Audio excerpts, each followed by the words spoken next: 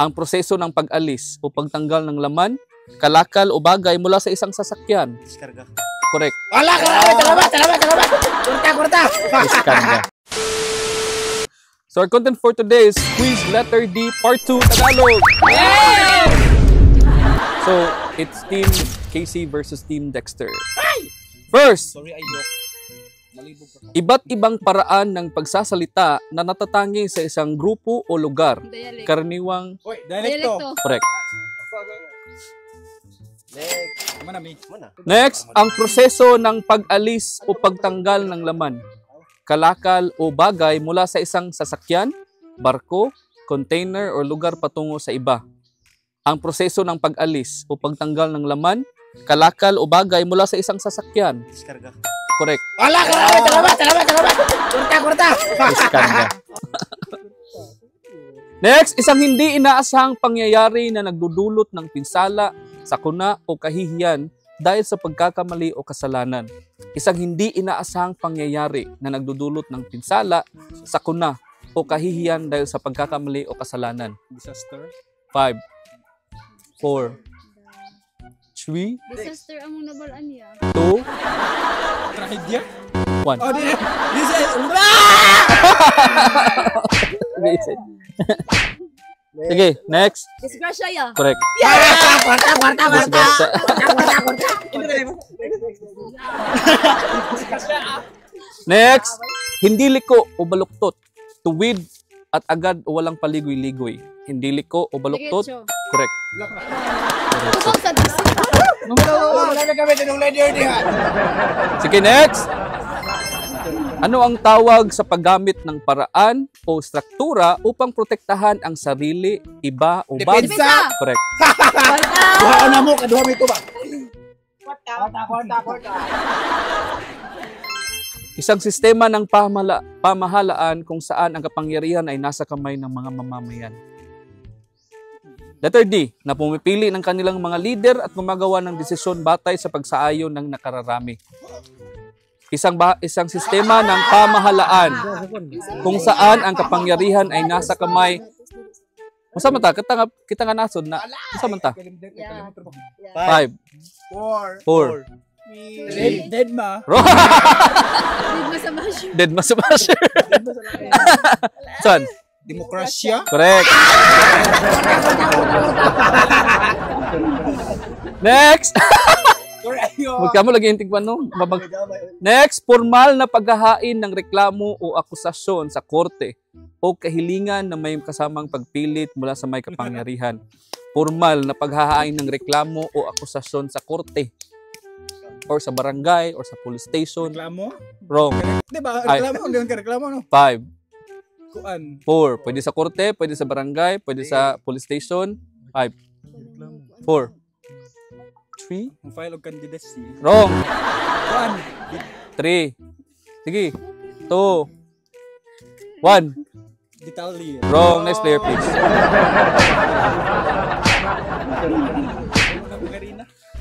Formal na paghahain ng reklamo o akusasyon sa korte.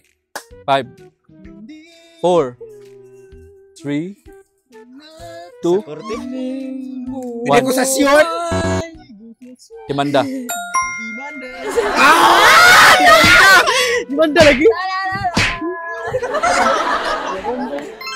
Na ano ang tawag kung ang isang bagay o lugar ay mapanganib, maaaring magdulot ng pinsala? Delikado! Correct. Delikado, amigo. Next! Pagkain o produkto na hermetikong iniserba at nakaimbak sa sisidlang metal para sa pangmatagalang paggamit. Correct. Kwarta. Next!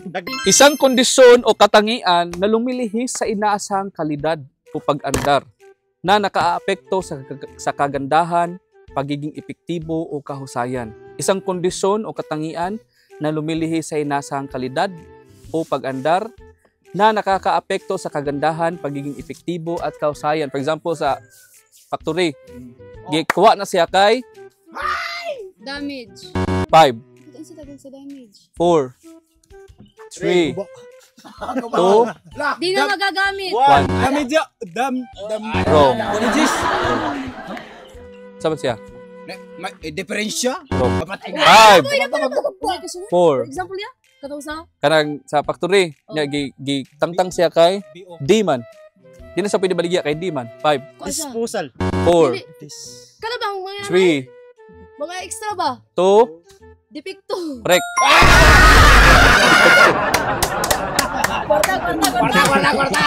Depekto. Next! Isang okasyon o pagtitipon bilang pagpapahayag ng pagpapaalam at pagbibigay pugay sa isang taong malapit ng umalis kung magpatuloy sa susunod na yunto ng buhay. O, kanang mobiyahin si Aisa, pero magparty-party sa mo karon. Sa tawag ka na.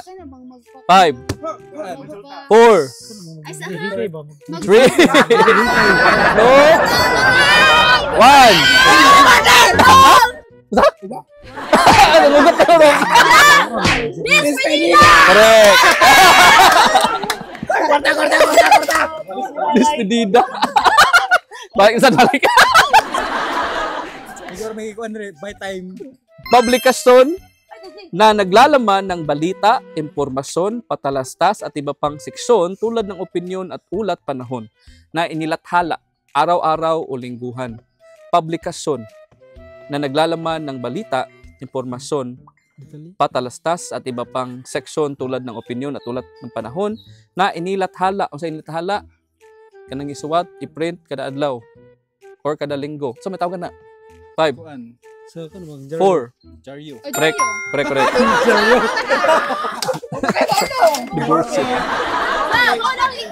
Next, isang legal na proseso na opisyal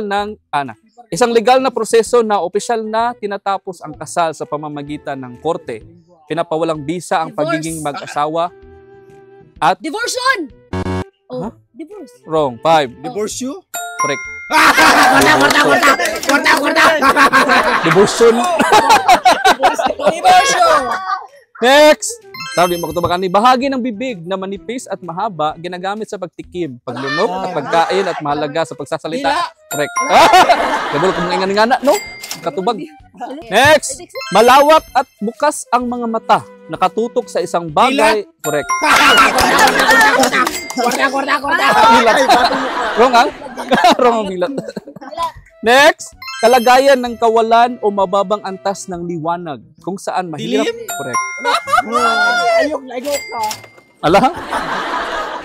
Next, hulihin o gawing bihag ang isang... Dakip. Dilakip. Correct. Next, isang matinding pampasabog na gawa sa nitroglycerin. Dinamita. Correct. Next, pakikipag-usap sa Diyos sa banal na nilalang. Correct. Korta. Next, isang uri ng masarap na nilagang Pilipino na karaniwang gawa sa lamang loob at o laman ng baboy na niluto. Dinuguan? Correct. Korta. Dog food. Next, ang paggamit ng dila para basain, linisan ang ibabaw o ilabas ito bilang kilos o senya sa kapwa. Ang paggamit ng dila para basain. Dilaan. Correct. Dilaan. Next, ang pagtitig ng may matatalim na tingin sa isang tao bilang pagpapahayag ng galit, inis, o hindi pagkakasundo. Ano ba? Ang pagtitig ng may matatalim na tingin sa isang tao bilang pagpapahayag ng galit, inis, o hindi pagkakasundo. Ano mo ba? Sa may tawag na? Answer mo na ganyan. Sumpahin lang nimo og kanang suffix 5. 4, 3, 2, 1. Time's up. Dognos. Titano kay... Oh, ang sa example ka na mo tao ba? Dili siya natang Dilatan? Correct. Dilatan. Yung sakit? Yung sa? Dilatan. Next, maglagay o buhusan ng tubig sa halaman. Ay, maglagay o buhusan ng tubig ang halaman, lupa o anumang bagay. Ligan! Correct.